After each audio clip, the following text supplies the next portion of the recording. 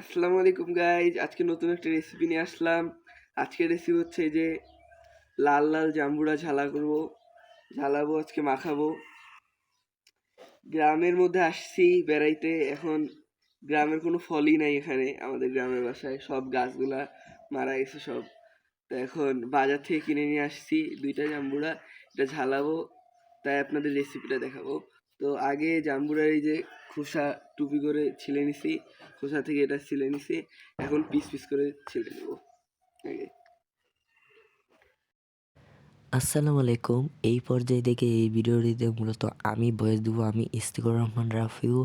আসলে আমি ভয়েস দিচ্ছি কারণ হচ্ছে মাহিবি ভাইয়ার গলায় একটু সমস্যা হয়েছে তার জন্য।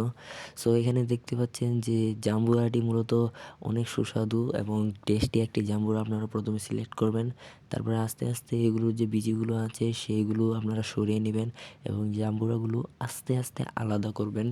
আলাদা করার পরে দেখেন যে প্লেটটিতে আলাদা করেছি ওই প্লেটটি থেকে সরিয়ে অন্য আরেকটা হাঁড়িতে রেখেছি। ওটাতে রাখার পরে এখন দেখেন একটি সুন্দর একটি লুকে চলে এসেছে এবং আশেপাশে আপনারা দেখে নেবেন যাতে কোনো মোটা কিংবা ময়লা যাতে না থাকে।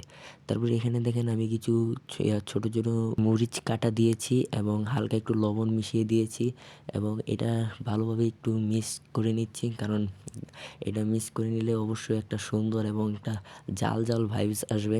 তারপরে দেখেন এখানে একটু পরিমাপ মতো আপনারা যতটুকু পরিমাপ এই পরিমাণে আপনারা একটু মরিচের গুঁড়ো নিয়ে নেবেন। আমি এখানে আমার পরিমাপ মতো একটু মরিচের গুঁড়ো নিয়ে নেব। এখানে দেখেন যেগুলো ময়লা সেগুলো আবার সরিয়ে দিতে হবে। দেখেন আমি নিয়ে এলাম একটু মরিচের গুঁড়ো। তারপরে দেখেন এখানে পুরোটা মিশিয়ে দিবেন এবং চিটিয়ে চিটিয়ে দিবেন যাতে পুরোটা জায়গাতেই পড়ে। তারপরে দেখেন আমি মরিচগুলো নিচ্ছি, আপনাদের যার যেমন পছন্দ ওইরকম পরিমাপ মতো আপনারা নিয়ে নেবেন, যার যেরকম সুবিধা অনুযায়ী। সো আমি নিয়ে নিলাম।